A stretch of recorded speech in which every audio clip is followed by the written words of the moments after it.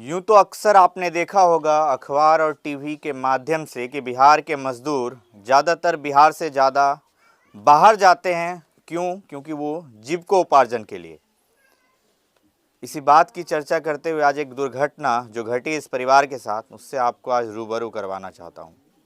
नमस्कार, मेरा नाम शुभम कुमार है और आप पब्लिक न्यूज़ 24 देख रहे हैं। इस समय हमारी उपस्थिति है बिहार के अररिया ज़िले फॉरबिसगंज में। फॉरबिसगंज का एक गांव है, फॉरबिसगंज प्रखंड क्षेत्र का एक गांव है औराही पश्चिम। उसी गांव में एक परिवार के साथ ऐसी दुर्घटना घटी। जो परिवार का व्यक्ति जो कमाने के लिए बाहर गया था सोनीपत, वो अब इस दुनिया में नहीं रहे क्योंकि काम करने के दौरान उनके साथ कोई दुर्घटना घटी और वो अब इस दुनिया में नहीं है। परिवार के भी लोग हैं और भी जनप्रतिनिधि भी पहुंचे हुए हैं। क्या हुआ था, कुछ पता है, कुछ याद है? कुछ बोलिए। कुछ नहीं रहा, काम करता गिर ले।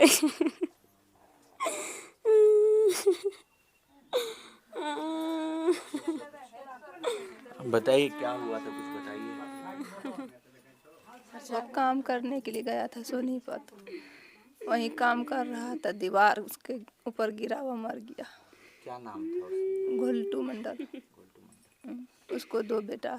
2 बेटा है। हाँ, अब जीवन उसका कैसे चलेगा, उसके परिवार का? जैसे सरकार देगा वैसे चलेगा।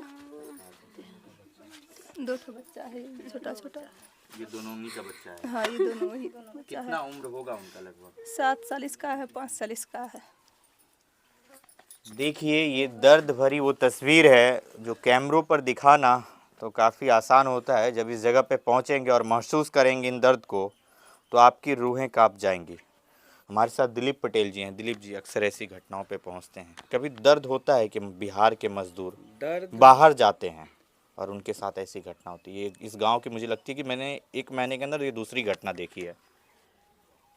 दूसरी घटना नहीं है, साल में लगभग दर्जन भर ऐसी घटना घट जाती है। हाल में देखे होंगे किसी पंचायत के गांव के बगल में ही जो है एक व्यक्ति की जो है यानी कि कहीं दुर्घटना से, कहीं बीमारी से, कहीं मकान में दबने से, इस तरह से जो है। और ये ताज़ा घटना जो है, घोलटू मंडल जी जो है वहाँ मकान में काम कर रहे थे। जो मकान के मलबा जो गिरा उसी में दबकर जो है उनकी मृत्यु हो गई। इनसे पूर्व में भी इसी परिवार के एक सदस्य जो है अचानक वो बीमार पड़े। यही 1 डेढ़ माह पूर्व उनका भी जो है, पप्पू मंडल नाम था, उनका भी मृत्यु जो है वहीं हो गया। तो सरकार को चाहिए कि या स्थानीय जनप्रतिनिधि लोग चाहिए कि मजदूर का पलायन को रोका जाए। कैसे रोका जाए, इसके लिए तो यहाँ कोई बड़ा बड़ा उद्योग लगने के बाद ही। और बड़ा दुखद घटना हो जाता है कि जब हमारे राज्य के मजदूर की मृत्यु तो हो जाता है वहाँ बाहर, लेकिन वहाँ जो है जिस ठेकेदार के अंदर में काम किया जाता है उनके द्वारा किसी भी प्रकार का जो है तत्कालीन मुआवजा या सहायता राशि नहीं दिया जाता है। और यहाँ मान ली कि राज्य से बाहर जो है घटना घटती है, यहाँ राज्य सरकार के द्वारा भी जो है इस तरह का कोई प्रावधान ही नहीं, लेकिन राज्य के अंदर होता है तो 4 से 5 लाख का मुआवजा राशि भी मिलता है। तो ये तो दुखद घटना है। इस पर स्थानीय जनप्रतिनिधि को सोचना चाहिए, पलायन रुके मजदूर का जो है अपने गृह जिला में ही उन्हें काम मिले। अच्छा, क्या मांग करते हैं इस परिवार के लिए, क्योंकि परिवार अभी बहुत ही दुख की घड़ी से गुजर रहा है? जो स्थानीय प्रशासन से तो मांग करेंगे कि जो अगर सरकारी अनुदान राशि है तो उनको तत्काल मुहैया करा जाए। और आगे वहाँ भी जहाँ पर घटना घटी है, जिनके अंदर में वो काम करते थे, उनके द्वारा भी जो मानवता के आधार पर जो है कम से कम जो भी हो सहायता राशि प्रदान करे। हम लोग भी वहाँ संपर्क करेंगे कि आप कम से कम संवेदना के रूप में ही सहायता कीजिए। बाकी जो सरकारी प्रक्रिया यहाँ पर होगा हम लोग सहयोग करके इन्हें मुआवजा राशि दिलाने का काम करेंगे। अच्छा, ये घटना कब घटी थी, इसके बारे में जानकारी? ये चौथा दिन है आज, तीसरा दिन है। और पैसे के अभाव में जो है डेड बॉडी वहाँ से नहीं लाया जा सका। मजदूर वर्ग के लोग थे, हज़ारों रुपये वहाँ से लाने में यहाँ लागत खर्च था, जिसके कारण एक तो परिवार के लोग चल गए, अंतिम समय में मुंह भी नहीं देख पाया।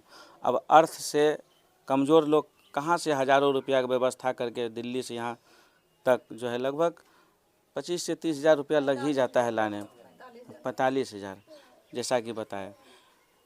तो जिसके कारण जो है डेड बॉडी उनके जो है पैतृक गांव नहीं आ पाया और वहीं पे दाह संस्कार कर दिया गया। वहीं पे दाह संस्कार किया गया। देखिए ये वो तस्वीर है जो बिहार के हर एक मजदूर के साथ कभी ना कभी कहीं ना कहीं घटित हो जाता है। आज ये परिवार कहीं ना कहीं बहुत ही मायूस है। उनके परिवार का जो घर चलाने वाला व्यक्ति था अब वो नहीं रहा इस परिवार में। ये बहुत ही दुख की घड़ी है। मंटू कुमार। आप गए थे वहाँ पे सोनीपत? नहीं, हम तो पूर्णिया में रहते थे। हमको पता चला 20 तारीख को 2 बजे हमको, मेरा भतीजा को वहीं रहता है, उसके पास फ़ोन गया। वो मेरा भाई काम कर रहा था वहाँ पे मकान के अंदर। अच्छा, ये आपके भाई थे जो देते? जी, हमसे बड़ा भाई था। ठीक ना, वही मेरा था, घर परिवार को संभाल रहा था, हमको भी वही चला रहा था। मकान काम करते हुए वो जो इसका ऊपर पे दीवार उलट गया। उलटने के बाद दबा गया, उसमें दबाने के बाद वो उसको ले गया हॉस्पिटल।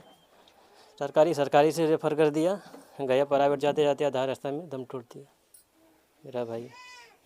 क्या नाम था? मेरा मंटू कुमार, मेरा भाई का नाम है गोल्टू मंडल। चलिए, एक दुख की घड़ी है और अब मांग है तो प्रशासन से मांग है तो वो देश के और राज्य के उन जिम्मेवार व्यक्तियों से जो इनकी सहायता कर सकते हैं। इस परिवार की स्थिति जब आप देखेंगे बहुत अच्छी नहीं है। इस परिवार के 2 बच्चे अब हैं जिसका पठन पाठन और इनके परवरिश को कौन देखेगा, क्योंकि कमाने वाला एक ही व्यक्ति था, अब वो इस दुनिया में नहीं रहा। अब स्थानीय प्रशासन और जनप्रतिनिधि के सहयोग से क्या कुछ इस परिवार को मिल पाता है, हम इस परिवार के प्रति संवेदना व्यक्त करते हैं और अनुरोध करते हैं उन अधिकारियों से जो इनकी मदद कर सकते हैं, सामने आइए और इस परिवार की मदद कीजिए। बाकी हमारे साथ खबरों में बने रहिए और देखते रहिए पब्लिक न्यूज़ 24।